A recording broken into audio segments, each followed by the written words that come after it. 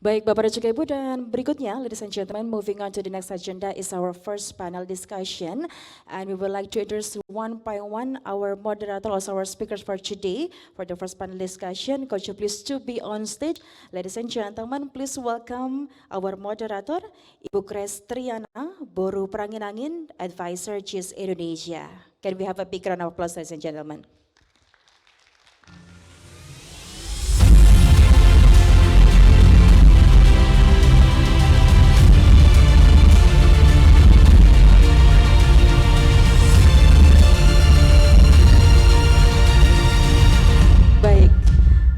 Dan berikutnya kami juga akan memperkenalkan para speakers ataupun narasumber kami di panel discussion yang pertama ini.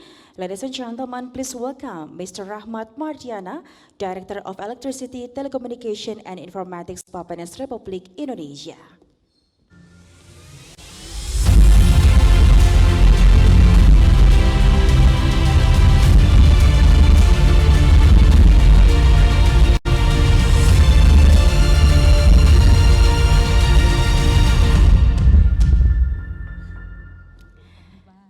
And next, please welcome Mr. Krisdawan Anditya, Head of Planning Bureau, Secretarial General Mem, kami persilakan.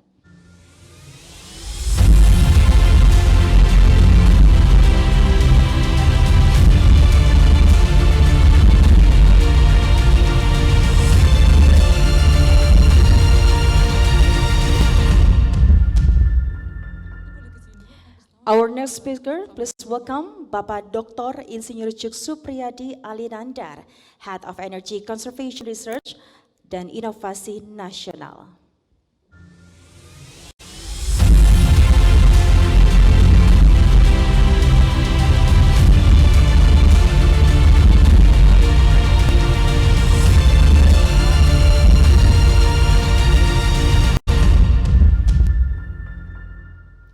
And our last speakers for first panel discussion, ladies and gentlemen, please welcome Mr. Iwan Adi Saputra, Senior Consultant, Castle Rock. Boleh kita berikan tepuk tangan yang meriah?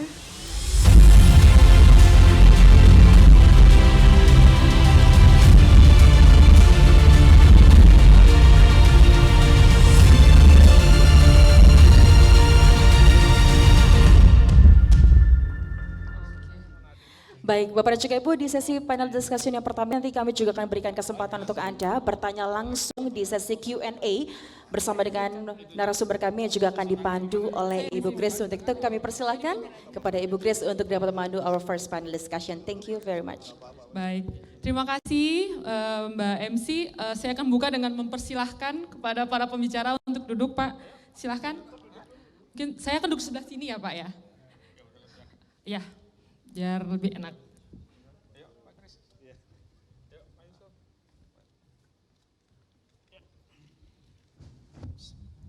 Baik, senang sekali rasanya pada pagi hari ini kita akan membuka sesi diskusi kita, yang mana tema hari kedua untuk ISHU hari ini adalah Decarbonizing the Energy Sector. Dan sudah disampaikan oleh MC bahwa ada 4 pembicara, bapak-bapak yang nantinya akan menyampaikan pemaparannya dan nanti kita akan melanjutkan diskusi mengenai perencanaan dan koordinasi transisi energi di Indonesia. Mungkin tanpa berlama-lama lagi kita bisa langsung mulai saja ya. Kita akan memberikan kesempatan pemaparan yang pertama kepada Bapak Rahmat Mardiana. Oke, Bapak waktunya 10 menit, Pak Rahmat. 10 menit boleh? Ya, silahkan Pak Rahmat. Terima kasih Ibu Moderator, Bapak dan Ibu sekalian. Assalamualaikum warahmatullahi wabarakatuh. Mudah-mudahan sehat semua dan senang bisa hadir di dalam kegiatan ini yang melanjutkan dari kegiatan yang kemarin telah dilaksanakan ya Bapak dan Ibu ya. Dan di pembukaan yang kemarin juga sudah disampaikan oleh Pak Deputi Sarpras terkait dengan proses penyusunan daripada dokumen-dokumen perencanaan utamanya saat ini sedang disusun draft akhir daripada RPJPN 2025-2045. Kemudian juga di tahapan awal proses penyusunan rancangan teknokratik untuk RPJMN 2025-2029. Dan dari sisi proses penyusunan dokumen perencanaan tersebut, secara garis besar untuk bisa menaikkan kelas Indonesia menjadi salah satu negara maju sebelum tahun 2045 adalah melakukan transformasi, Bapak dan Ibu ya. Tidak hanya cukup pembangunan dilakukan melalui proses reformasi dan tentunya juga ini perlu dilakukan proses transformasi ini secara sinergi, kolaboratif, kemudian juga inklusif, Bapak dan Ibu ya. Yang secara garis besar ini kalau boleh ke slide nomor 3 mungkin bisa lebih membantu untuk bisa menyampaikan ada 3 proses transformasi Indonesia, yaitu transformasi sosial, kemudian juga transformasi ekonomi, dan transformasi tata kelola, termasuk juga sebenarnya nantinya juga kalau melihat tadi untuk yang proses pembangunan sendiri perlu didukung oleh kelembagaan, kemudian juga regulasi, dan juga untuk yang pendanaan ya Bapak dan Ibu ya. Dan memang kemarin juga disampaikan oleh Pak Deputi mengenai 20 game changer yang dimuat di dalam dokumen RPJPN draft akhirnya, di mana salah satunya adalah terkait dengan transisi energi, Bapak dan Ibu ya. Dan kalau dilihat dari sisi struktur substansi ada di dalam transformasi ekonomi, Bapak dan Ibu. Dan kemarin juga sudah disampaikan mengenai beberapa ataupun utamanya 5 sasaran visi, Bapak dan Ibu ya, baik terkait dengan pendapatan per kapita setara dengan negara maju, kemudian juga kemiskinan menuju 0%, dan ketimpangan berkurang, kemudian juga kepemimpinan dan pengaruh di dunia internasional, daya saing, SDM meningkat, kemudian juga intensitas energi ataupun emisi gas rumah kaca menurun menuju net zero emission ya. Yang dari sisi waktu memang kesepakatan ataupun dari sisi rentang waktu di tahun 2060 atau apabila dimungkinkan bisa dipercepat. Nah, kemudian kalau melihat dari sisi struktur juga ada beberapa indikator utama ataupun beberapa indikator dari 45 indikator utama di sini ada terkait dengan indeks ekonomi hijau, kemudian juga untuk yang porsi EBT dalam bauran energi primer ya ditargetkan sekitar 70%, Bapak dan Ibu ya. Kemudian juga ada beberapa indikator yang terkait dengan ketahanan energi, resiliensi terhadap bencana, dan perubahan iklim juga, Bapak dan Ibu ya, yang kalau melihat dari sisi wilayah ini juga pembangunan tentunya berdasarkan pembangunan wilayah, di mana tujuan utamanya adalah untuk mengurangi ketimpangan, khususnya untuk yang kawasan barat dan kawasan timur, di mana di dalam prosesnya itu perlu dilakukan melalui tahapan-tahapan RPJMN, Bapak dan Ibu ya. Dan Dari sisi proses untuk yang tahapan pertama di RPJMN 2005 sampai dengan 2029 juga ini akan ada beberapa hal yang terkait dengan transisi energi, terkait dengan pemanfaatan ataupun isu-isu terkait dengan pemanfaatan teknologi untuk mengurangi emisi khususnya di pembangkit listrik ataupun PLTU batubara, kemudian juga percepatan energi terbarukan Bapak dan Ibu ya, termasuk juga untuk yang pemanfaatan dari penyimpanan, kemudian terkait dengan penggunaan gas, kemudian juga pengembangan sistem jaringan interkoneksi dan smart grid, kemudian juga terkait dengan penyiapan regulasi dan kelembagaan PLTN, kemudian juga pemanfaatan hidrogen dan amonia, peningkatan penggunaan kendaraan listrik dan peralatan listrik untuk yang di rumah tangga dan beserta dengan infrastruktur pendukungnya, carbon credit, kemudian juga pengalihan subsidi fosil terhadap percepatan pemanfaatan dari energi terbarukan. Dan saat ini kami juga sedang menyusun di awal tahapan mula untuk yang rancangan teknokratik dan beberapa fasilitas juga turut mendukung. Di situ ada case, kemudian juga nanti ada ADB mungkin yang secara detail nanti akan disampaikan oleh Pak Iwan juga, kemudian juga ada JICA, USAID yang pada intinya adalah untuk memberikan masukan-masukan ataupun input-input dari sudut pandang beberapa konsultan nantinya Bapak Ibu yang diharapkan bisa memperkaya substansi daripada rancangan teknokratis yang akan disusun.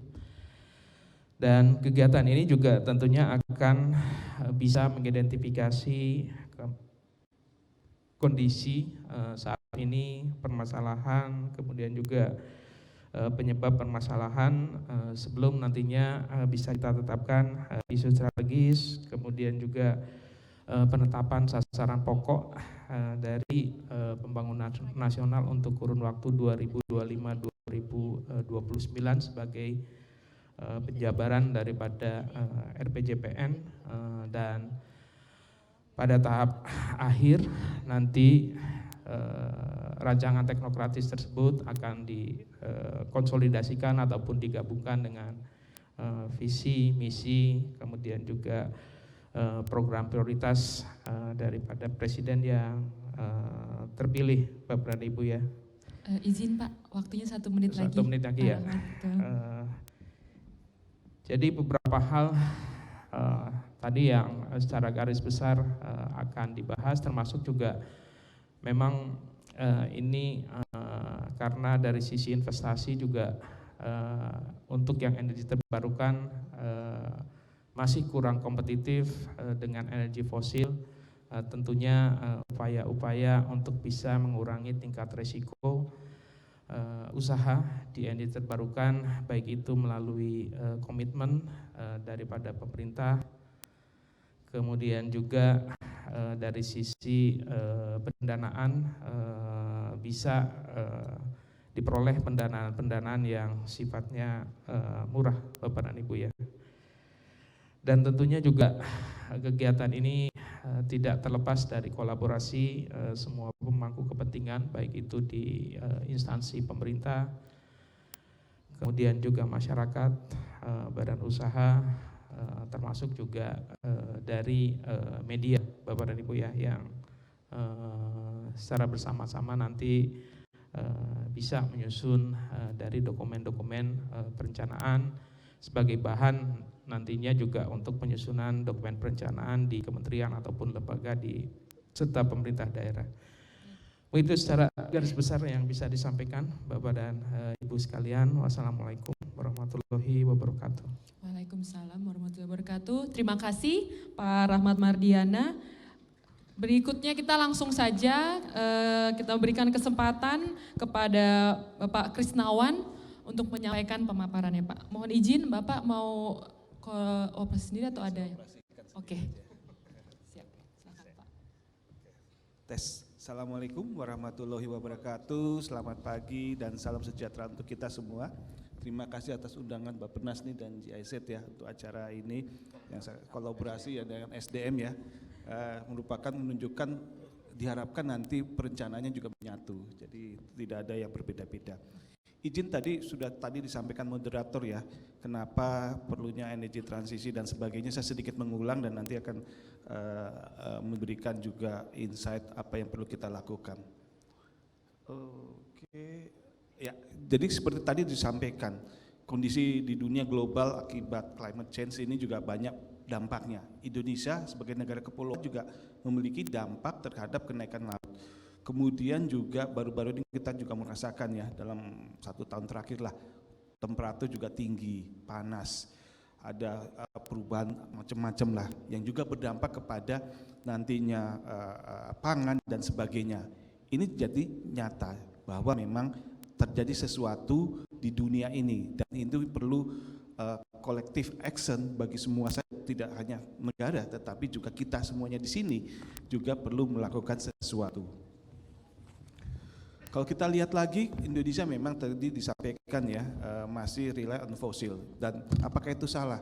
Kebijakan ini diambil sebelum terjadi sesuatu dan Indonesia pada saat itu juga sedang melaksanakan pembangunan. Jadi memang yang energi yang termurah lah yang dipergunakan. Kalau dilihat memang energi fosil, terutama batu bara.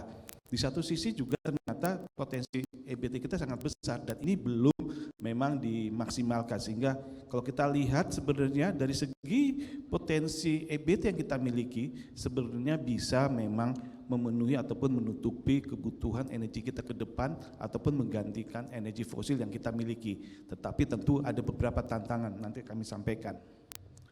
Nah, kalau kita lihat kita juga sudah komit untuk peningkatan enhance NDC kita yang awalnya di sektor kami di ESDM itu 314 sekarang jadi 358 untuk countermeasure 1. Ini juga sudah dilakukan upaya untuk peningkatan dan kami optimis tentu ini harus bisa tercapai di tahun 2030 dan ini juga merupakan salah satu hal penting yang akan kami masukkan di dalam Restra Kementerian SDM, bagaimana mencapai tadi 23% bauran EBT pada tahun 2025 dan bagaimana juga Indonesia dalam hal ini Kementerian SDM bisa mencapai target NDC-nya di 2030. Nah, untuk jangka panjang ya emisinya tadi ada pathway-nya ya mau kemana-kemana, kita ambilnya memang tidak terlalu instan, gradually kita lakukan, kita harapkan bisa diturunkan 93% ya. Dari 1927 ton CO2 emisi menjadi hanya sekitar 126 dan ini berasal bukan dari sektor pembangkit, ini adalah dari sektor industri yang memang masih belum bisa, khususnya di steel, baja dan sebagainya yang masih belum bisa digantikan pembangkit sumber batu baranya dengan energi yang lebih bersih sampai ditemukan nanti hidrogen atau penerapan hidrogen, teknologi hidrogen yang lebih maju. Ini kami sudah siapkan roadmap, baik itu dari sisi supply dan demand, memang target kita 2060 dengan ada catatan juga atau lebih cepat, dengan tentu ada dukungan dari dunia internasional. Kalau kita lihat targetnya memang sangat ambisius, tetapi ini juga sudah memperhitungkan dari potensi yang kita miliki. Jadi kalau Bapak Ibu lihat di grafik sebelah kiri atas itu, warna kuning itu adalah energi surya. Tadi sudah disampaikan ya, potensinya energi surya paling besar. Ini yang akan kita dorong untuk pengembangan ke depan dengan tentu upaya-upaya untuk melakukan intermitensi melalui energy storage, battery energy storage system juga akan terus dikembangkan. Kedua, betul tadi disampaikan bukan passing out, kalau kami di di Kementerian SDM, tapi passing down, dilakukan secara gradual, bahwa pada tahun 2030 tidak ada lagi pembangunan pembangkit baru untuk PLTU, kecuali yang sudah ada listed di dalam RUPTL. Dan baru saja kami juga sudah menyelesaikan roadmap early retirement ya, bagian dari JETP, dan sudah ada sekitar 4,8 gigawatt untuk mengurangi 36 juta ton CO2 emission. Ini sedang kita sampaikan kepada Kementerian Keuangan dan Bappenas untuk direview, Bapak. Seperti itu, apakah early retirement ini bisa diterapkan nantinya. Kemudian juga untuk sharing resources dan juga untuk pemerataan, kita rencanakan juga pembangunan super grid, dan ini akan nanti juga masuk di dalam Renstra Kementerian SDM, bagaimana infrastruktur energi itu bisa memberikan akses yang merata kepada seluruh masyarakat. Tidak hanya infrastruktur di transmisi tenaga listrik, tetapi infrastruktur untuk gas pun akan dikembangkan ataupun akan direncanakan. Seperti contoh, Bapak Ibu ketahui Cisem ya, Cirebon Semarang tahap 1 sudah selesai, dilanjutkan Cirebon Semarang tahap 2, kemudian ada Dumai dan Semanggi di Sumatera untuk mengintegrasikan pasokan gas yang ada di Sumatera maupun di Jawa terintegrasi jadi satu. Nah, ini tentu fosil energi masih memiliki peran hingga paling tidak 2030 untuk batubara. Kita upayakan juga penggunaannya lebih diarahkan ke clean coal.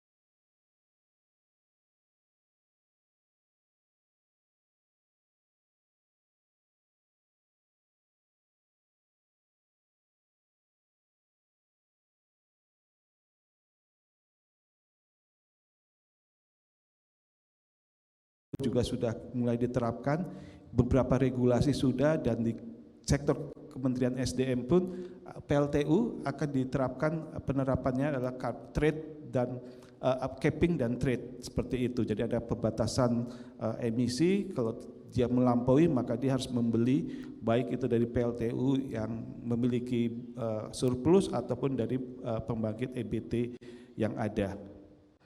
Tentu tidak bisa ya,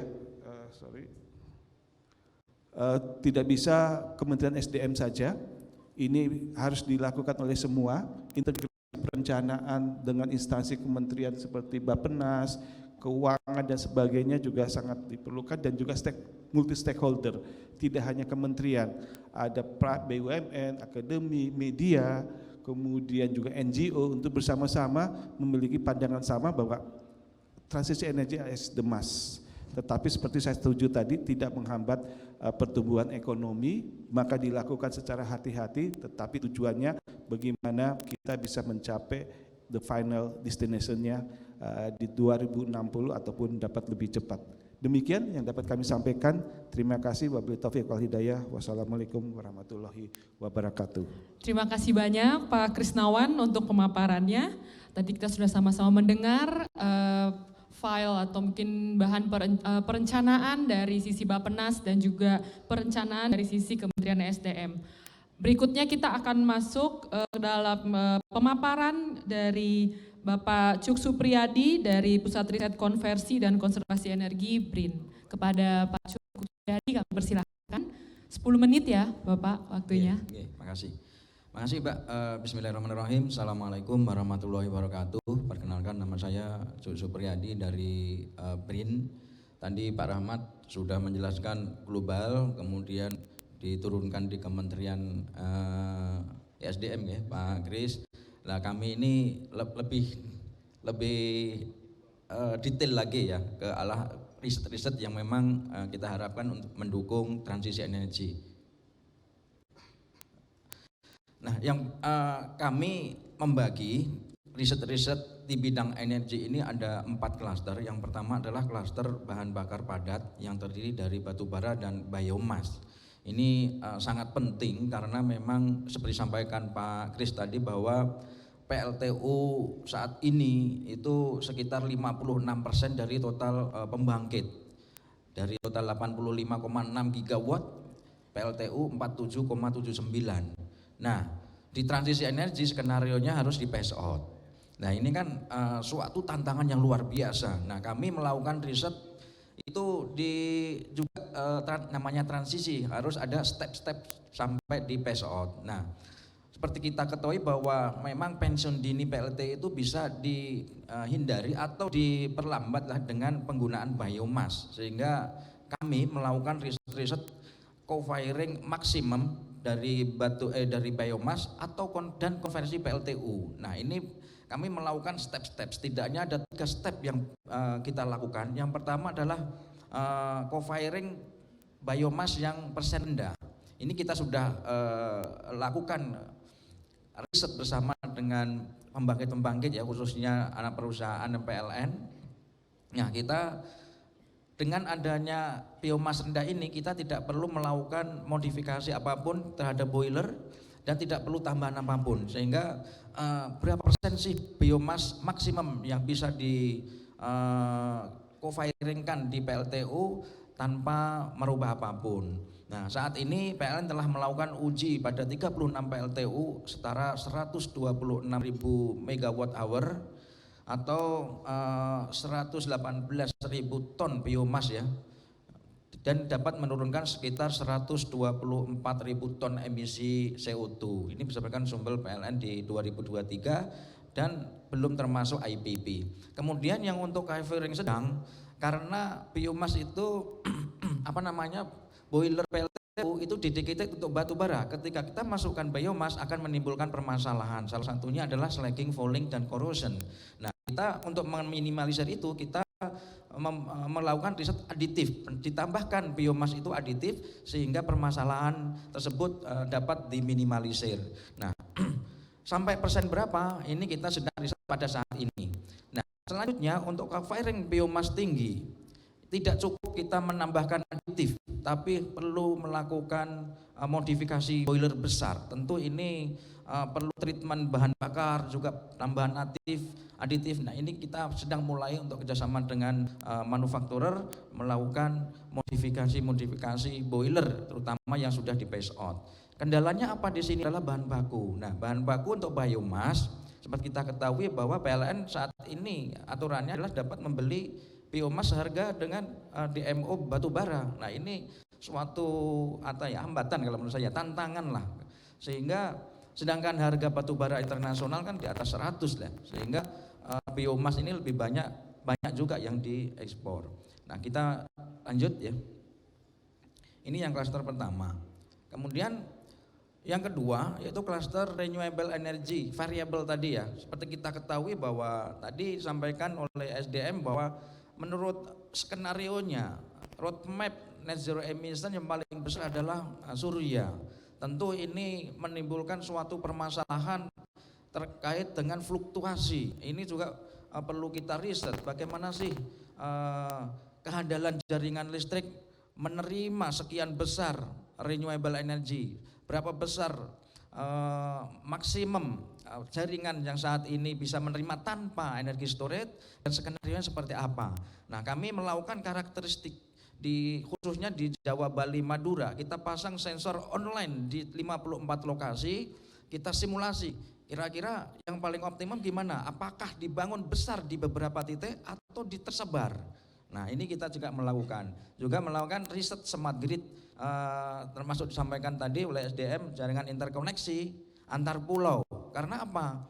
Beban saat ini 70%, sekitar 70% ada di Jawa, tapi potensi renewable energinya di pulau-pulau luar Jawa, sehingga perlu transmisi ini. Nah, ini perlu adanya riset-riset. Yang kedua yaitu riset ocean energy. Kita mempunyai potensi yang besar, tapi saat ini masih nol. Ini merupakan suatu tantangan ya. Memang tantangannya masih biaya tinggi dan infrastruktur, karena di pengembangan ocean ini mayoritas di daerah isolated yang infrastrukturnya untuk memasangnya minim. Nah, ini juga suatu tantangan. Juga yang kedua, kecepatan arus laut kita masih sekitar maksimum 2 meter per second. Nah, riset saat ini kami melakukan bagaimana sih peningkatan efisiensi turbin ya, PTAL bukan Angkatan Laut ya, arus laut. Nah, kemudian desain platform apung 200 kW sesuai dengan kecepatan arus dan OTEC. Ini kita kerjasama dengan PLN Litbang, pengembangan masih dalam riset ya, nanti ada di daerah timur Indonesia. Kemudian lanjut untuk klaster bahan bakar cair, kita mendukung SDM untuk program B30 Beyond Pak ya, ditindakan. Nah, kita memang banyak peluang ya untuk biodiesel ini, karena memang bahan bakar terbarukan, sumber melimpah, karena sawit kita sangat nomor 1 di dunia, bisa mengurangi impor dan lain-lain. Namun ada beberapa tantangan. Yang pertama adalah kualitas bahan bakar dapat berubah, karena biodiesel ini bersifat higroskopis yang bisa menyerap air. Nah, kemudian nilai kalor lebih rendah sehingga konsumsinya bahan bakar sedikit lebih tinggi dibanding dengan solar BBM. Kemudian kompatibilitas material, jadi kita perlu material yang untuk solar dengan biodiesel berbeda, khususnya untuk material karet, sil-silnya dan juga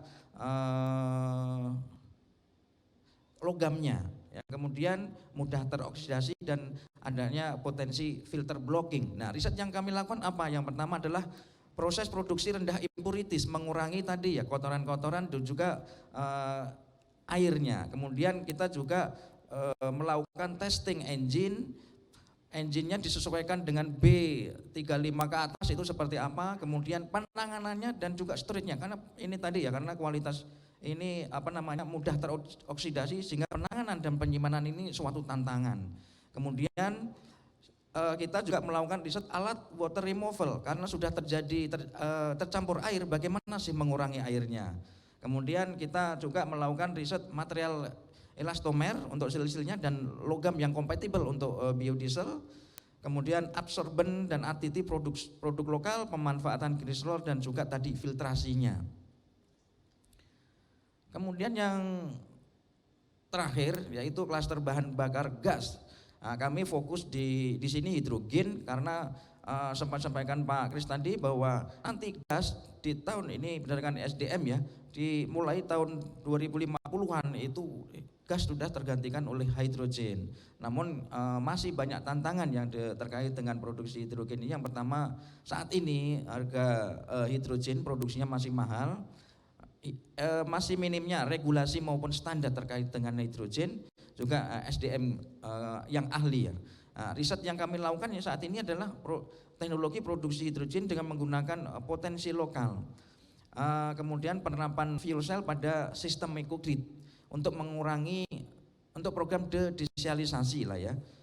Dengan fuel cell ini kerjasama dengan PLN juga, kemudian prototyping kendaraan hidrogen dan stasiun pengisian hidrogen, juga pengembangan riset katalis lokal untuk produksi hidrogen dan sekaligus sebagai adsorben karbon. Ini penting karena kita sedang mendengar katalis-katalis apa yang bisa mengurangi harga produksi dari hidrogen, karena tantangan saat ini adalah hidrogen yang masih mahal ya. tren ke depan seperti apa untuk hidrogen? Yang pertama, hidrogen sebagai pengganti gas, disampaikan oleh SDM. OSDM sudah mempunyai roadmap bahwa gas akan tergantikan dengan hidrogen. Kemudian juga tantangan berikutnya adalah penerapan hidrogen sebagai sumber energi pada sektor transportasi. Tidak hanya baterai, tapi nanti hidrogen terutama untuk heavy duty transportation itu kita menggunakan hidrogen. Tantangan Izin selanjutnya maju. yaitu baik Siap. penurunan harga produksi hidrogen tadi ya, dan pemanfaatan fuel cell pada ekosistem smart grid. Mungkin itu Mbak, Oke. semua dari paparan dari kami. Terima kasih. Wassalamualaikum warahmatullahi wabarakatuh. Waalaikumsalam warahmatullahi wabarakatuh. Terima kasih banyak Pak Cuk Supriyadi untuk pemaparannya dan menyesuaikan waktu 10 menit. Berikutnya kita akan mendengarkan pemaparan dari Pak Iwan mengenai 5 years of energy atau peta jalan 5 tahun. Langsung saja saya berikan kesempatan kepada Pak Iwan 10 menit pemaparannya Pak. Kami persilahkan.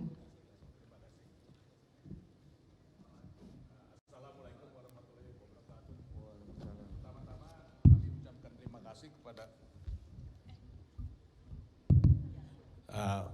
pertama-tama kami ingin mengucapkan terima kasih kepada Bappenas dan juga GIZ atas kesempatan diberikan kepada kami untuk memberikan presentasi ataupun paparan yang kami sedang kerjakan.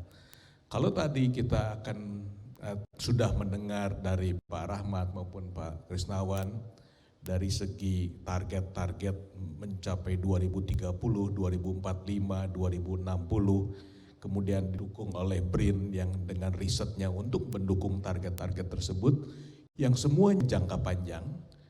Pada kesempatan pagi ini perkenanlah kami melihat lebih dekat lagi, itu adalah 5 tahun ke depan dari sekarang, tepatnya di pembuatan rencana pembangunan jangka menengah nasional 2025-2029. Tadi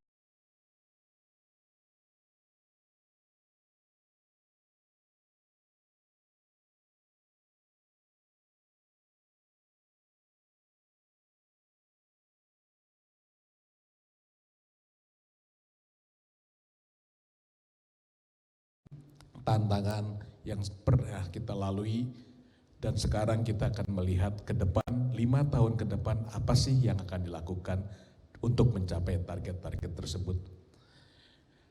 Ini secara sepintas saja saya sampaikan bahwa khususnya untuk energi sektor atau kelistrikan kita melihat bahwa pertumbuhan konsumsi listrik ini naik dengan cukup tinggi untuk 20 tahun terakhir ya, kemudian mencapai sekitar 140%, kemudian electrification rumah tangga juga naik tinggi, kemudian energy consumption per kapita juga naik tinggi. Ini saya rasa data-data yang bapak-bapak sudah punyai. Ya. Nah, sayangnya atau bukan sayangnya, pemenuhan kebutuhan energi listrik tersebut hampir seluruhnya dilakukan dengan pembangunan PLTU atau berbahan basis batubara.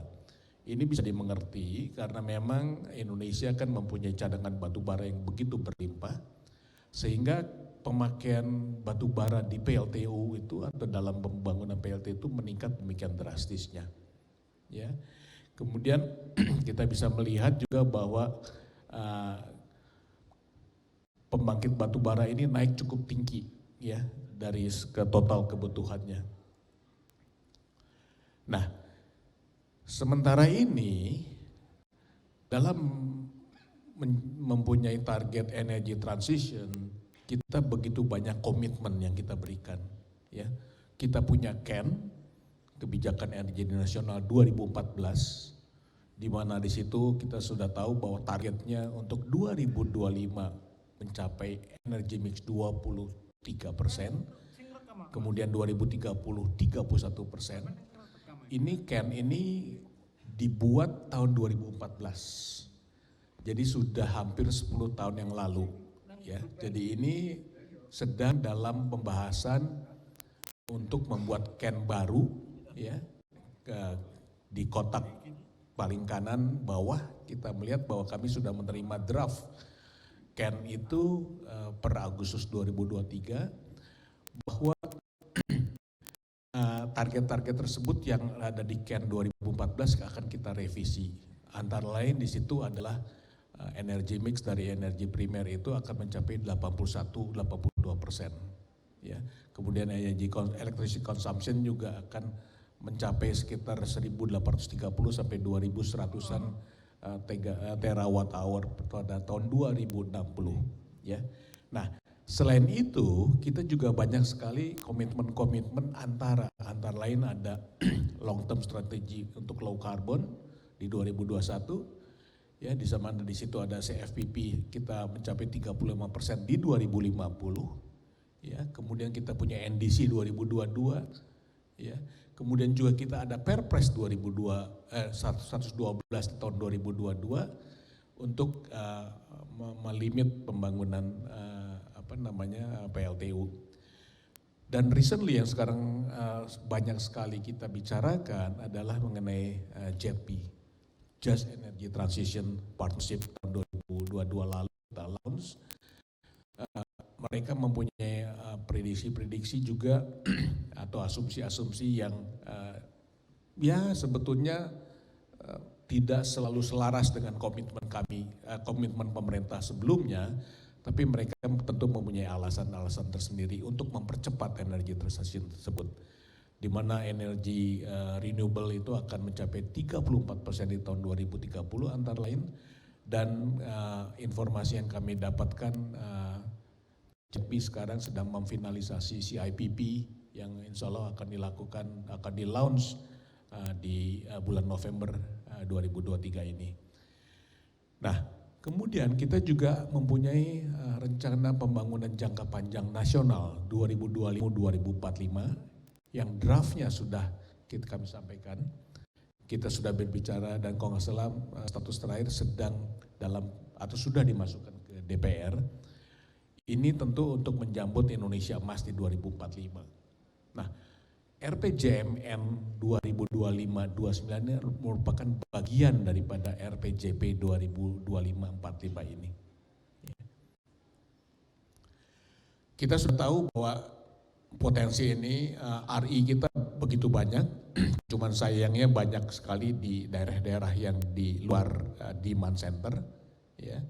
Ini juga kita bisa melihat bahwa dibandingkan yang graf sebelah kiri, kita bisa melihat betapa Indonesia itu terbelakang dalam pembangunan renewable energy. Kita bisa melihat Vietnam begitu agresif dengan solar PV-nya. Ya.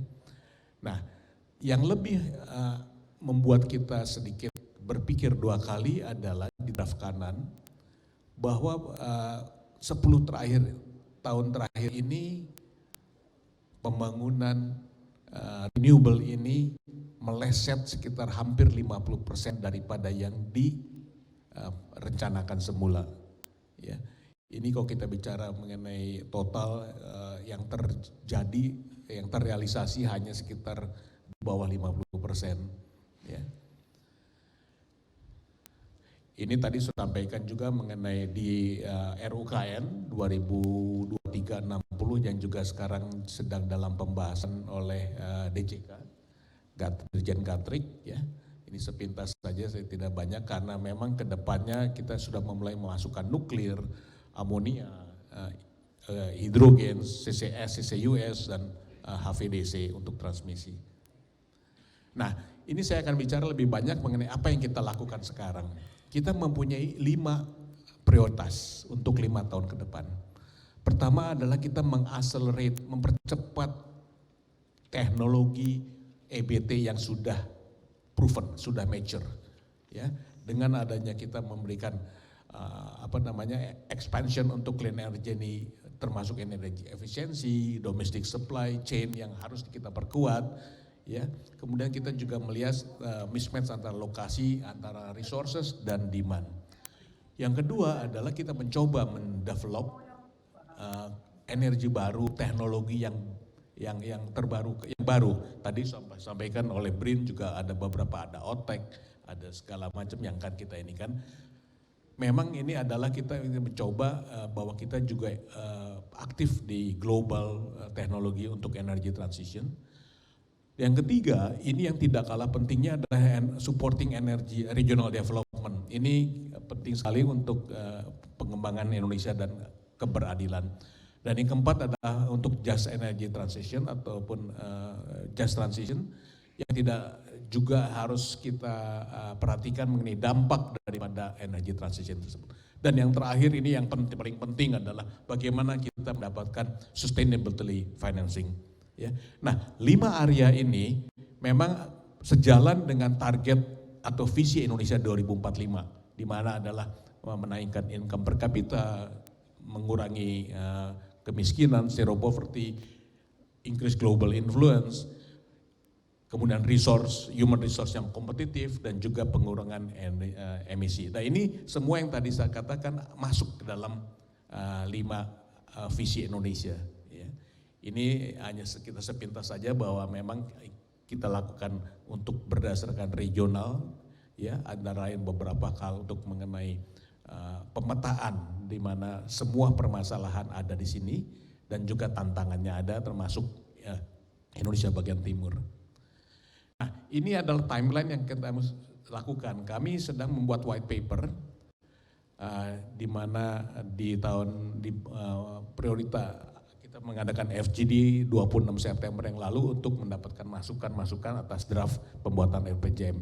Jadi sosialisasi RPJM ini sudah dilakukan, kemudian naratifnya kami sedang lakukan saat ini, konsultasi dengan working group kita sedang lakukan untuk periode November sampai Desember, dan diharapkan di bulan Januari kita sudah mendapat draft RPJMN 25. Ya, di mana di situ akan tercakup mengenai financing plan, investment project, supporting regulatornya yang bagaimana, karena semuanya itu bergantung kepada peraturan yang ini. Izin Pak Iwan. Ya, 1 menit lagi, ini slide terakhir. Public opinion kami lakukan, dan akhirnya ini juga akan menjadi masukan bagi presiden terpilih berikutnya di 2024. Ya. Dan kemudian di April Juni ini adalah kita akan finalisasi white paper untuk RPJMN 2025 ini. Sekian, saya rasa, mohon maaf agak melewat waktunya.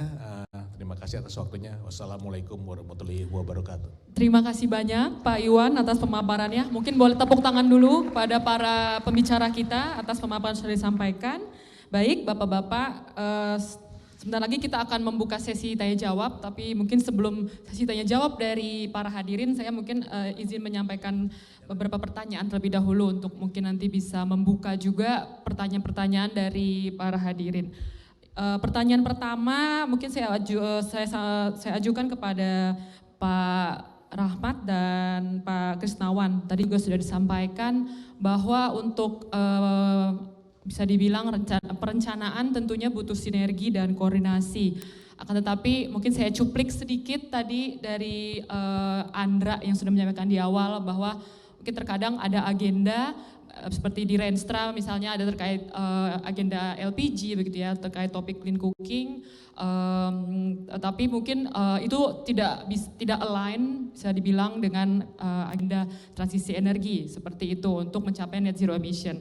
Nah, mungkin boleh disampaikan Bapak bagaimana kira-kira apakah strategi yang mungkin sudah pernah diterapkan atau mungkin tantangan-tantangan yang dihadapi oleh dari masing-masing kementerian. Mungkin begitu Pak pertanyaannya. Silakan apakah mungkin siapa dulu Pak? Oh boleh, Pak Rahmat dulu Pak mungkin silakan. Iya, terima kasih. Memang kalau melihat dari yang telah disampaikan tadi mengenai arah kebijakan ya, khususnya juga tidak hanya untuk yang saat ini, tetapi juga ke depan, Bapak dan Ibu ya. Dan mungkin di dalam satu slide itu juga ada kegiatan ataupun substansi terkait dengan bagaimana kita bisa melakukan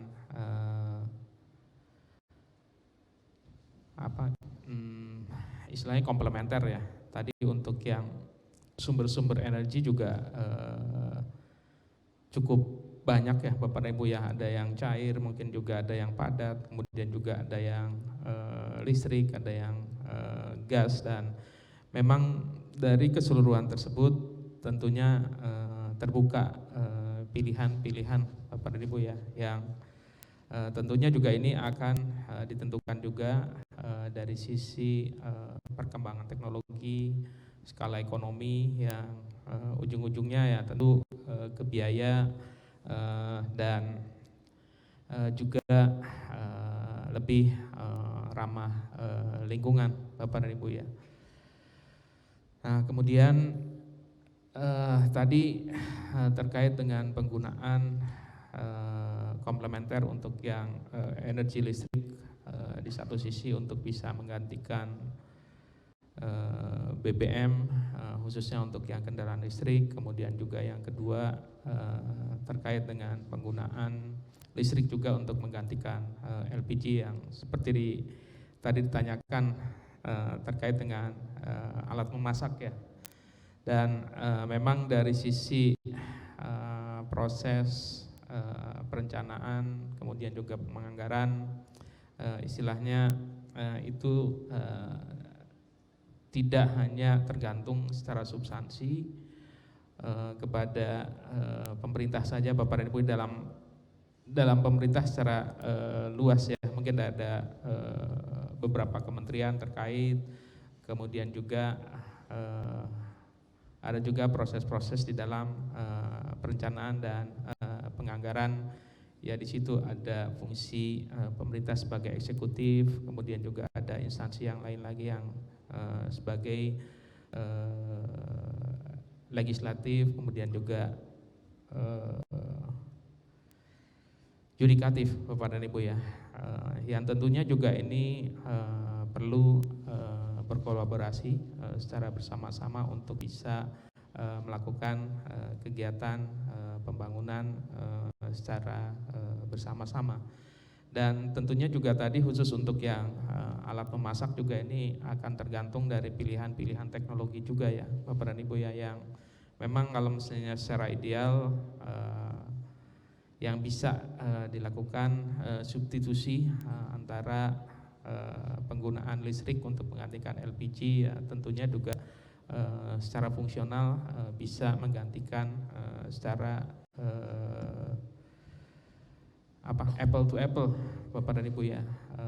Dan tentunya juga ini kegiatan-kegiatan ini sebenarnya ya pada intinya untuk bisa memberikan manfaat kepada masyarakat secara luas.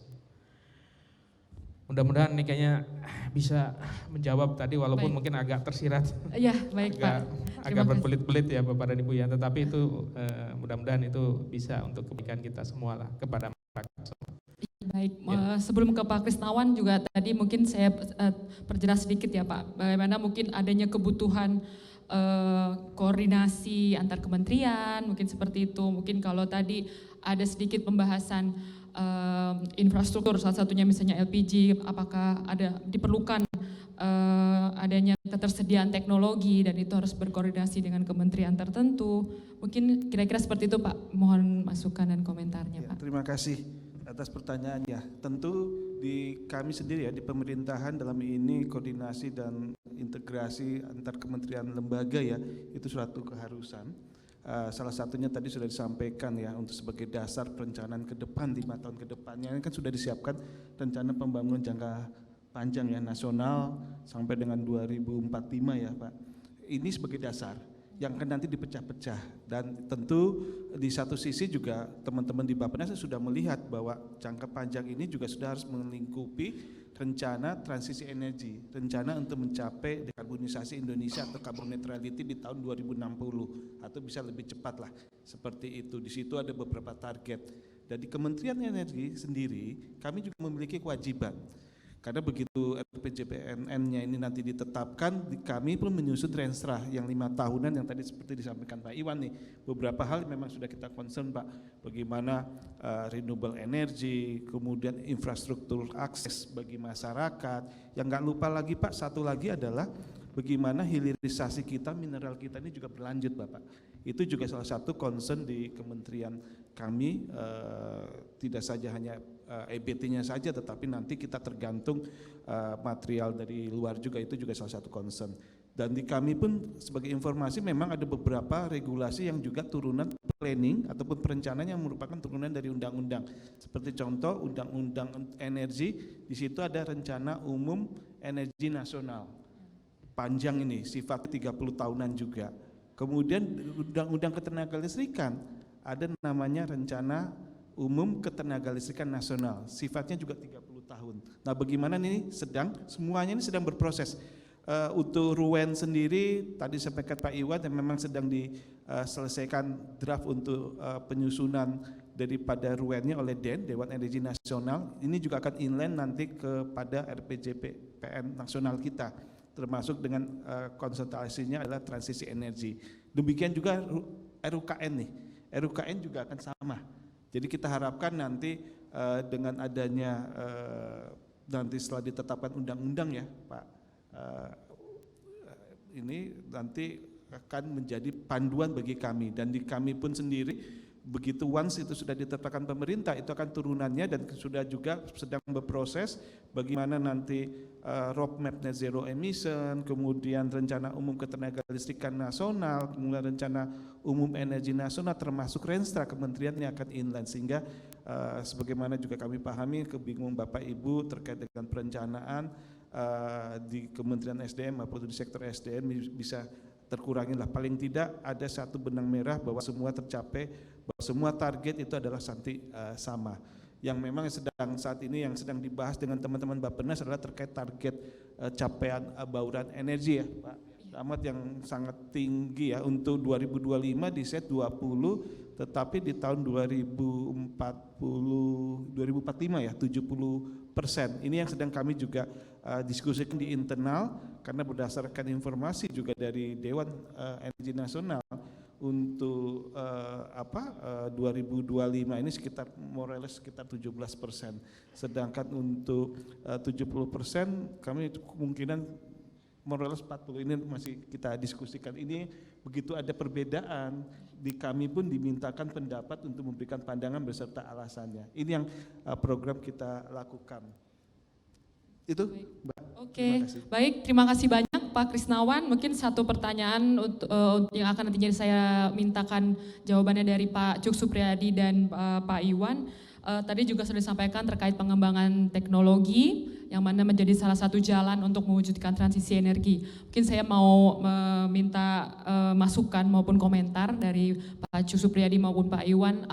Apakah masih ada gap Bapak-Bapak sekalian untuk pengembangan teknologi yang mungkin apakah ada kaitannya dengan koordinasi antar kementerian begitu untuk mewujudkan agenda transisi energi. Mungkin saya minta komentar dari Pak Cuk Supriyadi dulu Pak terkait pengembangan teknologi. Terima kasih Mbak. Yang pertama terkait dengan pengembangan teknologi yang kita lakukan, tentu kami mengacu ke kebijakan-kebijakan yang khususnya kalau energi kan di SDM ya, prioritas-prioritas apa yang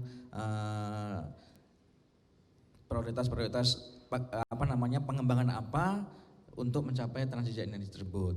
Nah, yang gap yang pertama yaitu tadi ya, untuk bahan bakar padat, tentu bagaimana sih PR untuk mengubah sekarang boiler yang sekarang dedicated untuk batu bara itu menjadi biomas. Itu merupakan suatu tantangan ya untuk kami sebagai periset. Terkait dengan energi surya ini efisiensi dari solar cell sendiri ini menjadi tantangan ke depan terkait dengan dengan besarnya target itu, kira-kira lahan yang diperlukan berapa. Dengan adanya peningkatan efisiensi tentu akan mengurangi besar lahan, dan juga ada nanti bagaimana sih penerapan PLTS terapungnya di danau, di laut seperti apa. Ini juga tantangan ya nanti yang perlu kita riset ya. Yang selanjutnya adalah terkait dengan bagaimana sih menurunkan harga, karena memang kalau PLTS mungkin harganya sudah mendekati skala keekonomian, nanti hampir sama dengan coal lah ya. Namun untuk energi terbarukan lainnya, khususnya laut, hidrogen, itu memang masih mahal. Tentu tantangan kami adalah bagaimana mengembangkan teknologi-teknologi supaya bisa menurunkan harga sampai skala keekonomian. Mungkin itu Mbak dari kami. Baik, terima kasih Pak Cuk Supriyadi. Kita mintakan Pak Iwan mungkin bisa dikasih nih Pak ilustrasi kolaborasi begitu ya, kolaborasi yang holistik antar kementerian, mungkin dari salah satu priority area yang tadi sudah Bapak sampaikan Pak. Oke. Ya, sebetulnya kalau kita melihat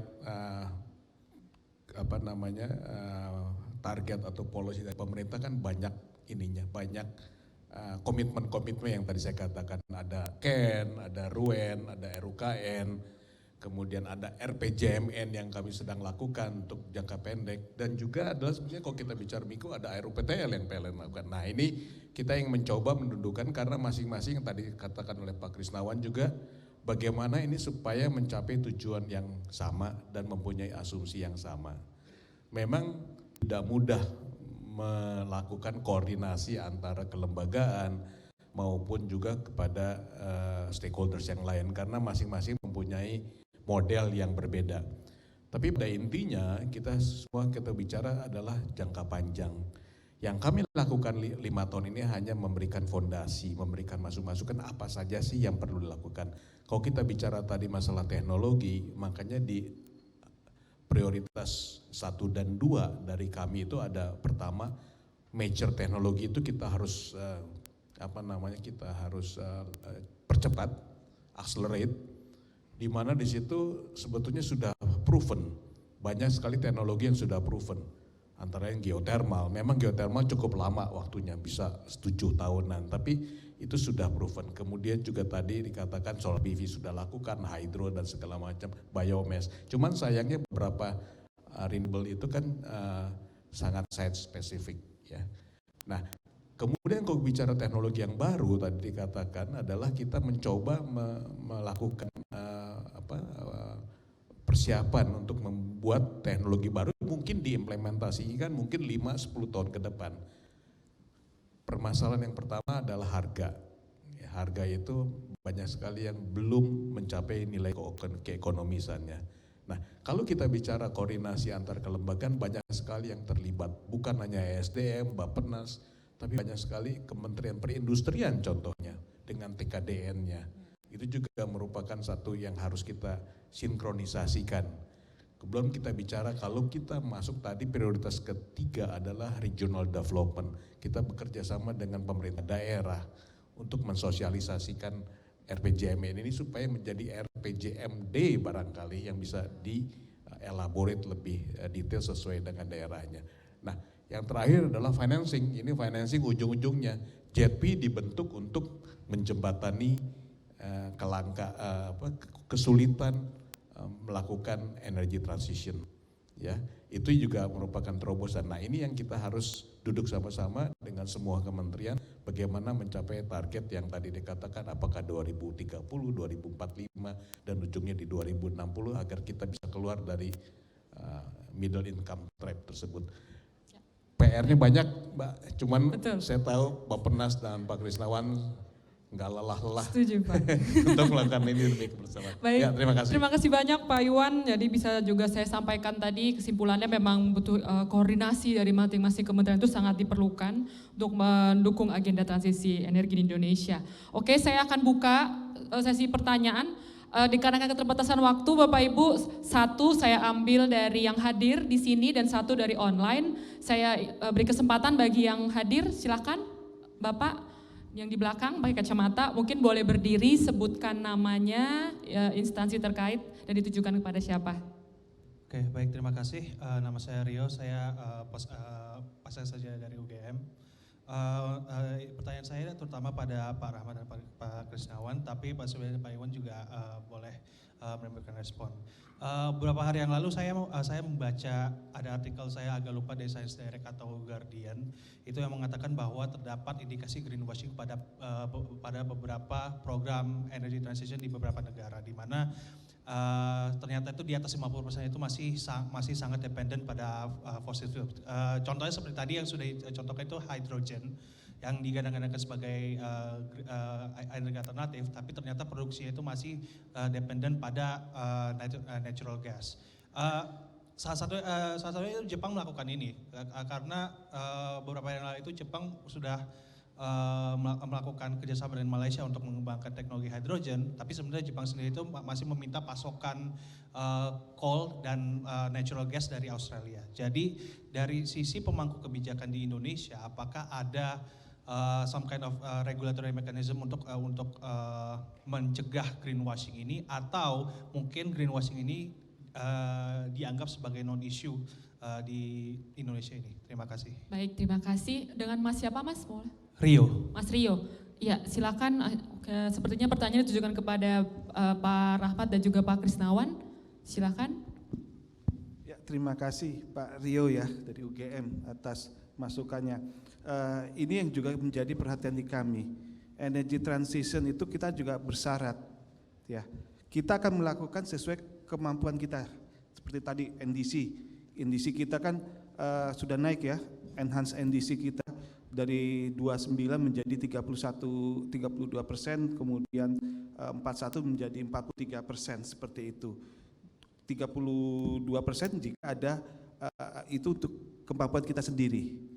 Artinya tidak didikte. Kita melakukan sesuai apa yang memang dibutuhkan dan tentu kita lakukan. Tetapi ketika ada dukungan, maka kita akan tingkatkan. Hal yang sama juga kita terapkan di net zero emission di tahun 2060 atau lebih cepat. Itu lebih cepat jika ada dukungan. Seperti contoh ya, saya sampaikan saja. JETP 20 billion ya, 20 miliar US dollar dengan ada beberapa persyaratan tadi sudah disampaikan Pak Iwan ya. Untuk sektor pembangkit harus 2050 net zeronya.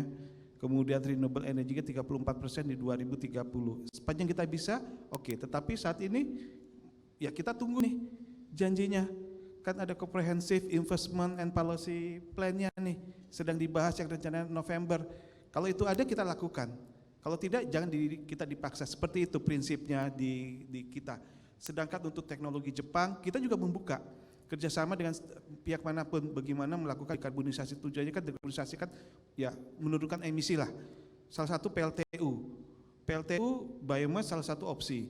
Kita sedang juga lakukan kerjasama di dalam under AZEC, Asia Zero Emission Community, dengan amonia. Ini kita lihat dulu nih teknologinya. Hasil tes di Gresik itu meningkatkan tarif listrik, tarif pembangkitnya sendiri sekitar 17 sen seperti itu. Nah kita lihat teknologi baru kita lihat untuk penurunan dekarbonisasi, tetapi kira-kira layak nggak untuk diterapkan pada saat ini? Kalau belum, maka kita cari waktunya kapan timingnya. Jadi transisi energi yang memang kita susut ini betul-betul melihat kondisi yang ada. Bisa lebih cepat seperti penarikan kayak JETP, tapi uangnya mana? Kalau ada uangnya kita akan lakukan sesuai dengan lebih cepat dan semua teknologi terbuka dengan melihat juga kesiapannya, seperti itu. Baik. Dan di Eropa juga kan fosil juga mulai dipergunakan lagi dengan kondisi perang Ukraina, Rusia, kemudian Hamas, Israel, seperti itu ketegangan di Timur Tengah bisa saja memicu di kita juga akan melihat. Maka tadi saya sampaikan bahwa the rule of fossil masih ada, tetapi bagaimana fosil ini bisa dilakukan dekarbonisasi seperti itu. Itu sekaligus juga bagaimana bisa menjawab Ya, yang baik, mungkin langsung ke pertanyaan online ya, Bapak Ibu sekalian. Mohon maaf karena keterbatasan waktu. Di sini ada pertanyaan online ditujukan kepada Pak Krisnawan, Pak.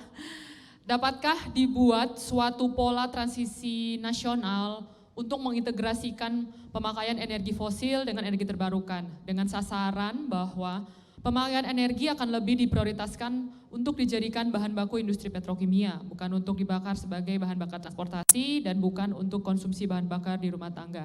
Transisi ini diperlukan karena density energi sama dengan heating value dari energi fosil yang jauh lebih besar daripada density energi dari energi terbarukan seperti panas bumi, surya dan air. Mohon tanggapannya, Pak Krisnawan. ya, yang tadi saya sampaikan melakukan passing down PLTU ya.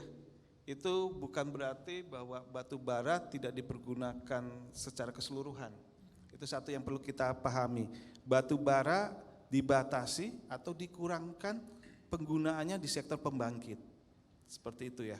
Jadi ketika nanti PLTU sudah tidak ada, bukan berarti batu bara, industri batu baranya sendiri hilang. Ini digunakan untuk lain. Seperti contoh, untuk industri ini masih membutuhkan heating value yang tinggi yang bisa diperoleh dari pembakaran dari batu bara. Tetapi bagaimana dia bisa juga melakukan dekarbonisasi? Ya, industri misalnya semen, mereka kan sudah melakukan pencampuran dengan biomasa ya, seperti itu. Dan nanti ada teknologi amonia untuk co-firingnya, itu juga bisa diterapkan. Atau yang paling simpel, ya, yang paling simpel adalah industri memasang PLTS atap aja, PLTS untuk mengurangi carbon footprint-nya dia. Seperti itu juga salah satu kombinasi yang bisa dilakukan antara fosil dan renewable energy, seperti itu.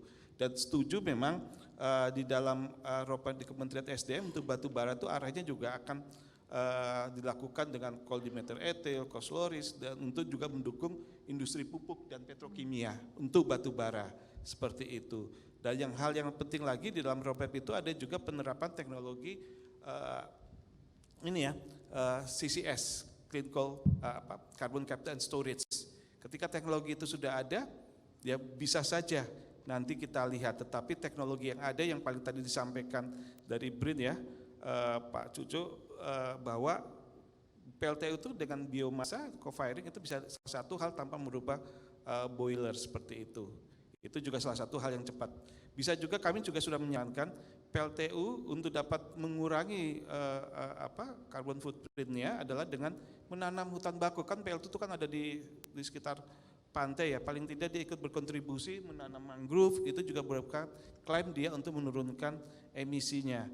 Dan kemudian juga melakukan pemasangan PLTS, ini juga sedang digalakan, dan kami harapkan juga memang dengan keluarnya peraturan yang sudah ditetapkan bahwa PLTU harus melakukan penetapan karbon ya, cap and trade, kita harapkan tuh pilihannya ada dua.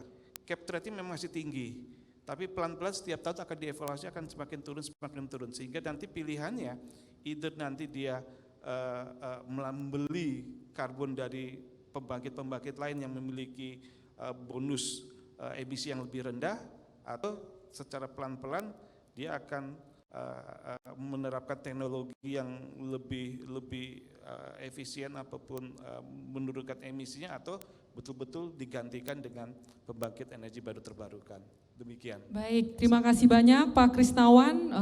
Dengan melihat waktu, kita sudah cukupkan diskusi pertama kita hari ini. Mungkin sedikit pesan-pesan yang bisa saya sampaikan sebagai kesimpulan bahwa transisi energi adalah tanggung jawab bersama dan harus dituangkan di dokumen perencanaan, dalam konteks ini yaitu RPJMN. Dan tadi juga dari bersama-sama kita bahas bahwa isu perencanaan adalah isu yang holistik, dan tentunya tidak boleh kita berlelah-lelah dalam hal berkoordinasi dari masing-masing pihak yang terkait.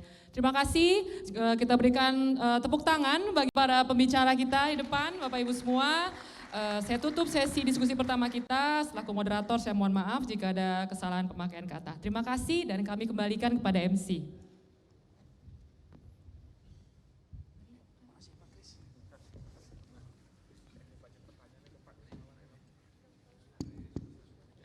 Baik, terima kasih sekali. Boleh kita berikan tepuk tangan yang meriah Bapak dan juga Ibu. Dan mungkin kita boleh berfoto bersama terlebih dahulu Ibu moderator, dan berikut para narasumber kami. Could you please to be stand in the middle and can we have photograph session together? Mungkin boleh sedikit maju di depan meja, mohon maaf. Baik, terima kasih. Boleh untuk menghadap kamera yang berada di tengah terlebih dahulu. Mohon bersiap-siap, langsung saja saya akan menghitung dimulai dari 3, 2, 1. Sekali lagi dari 3, 2, 1. Terima kasih, boleh kita berikan tepuk tangan yang meriah Bapak dan juga Ibu.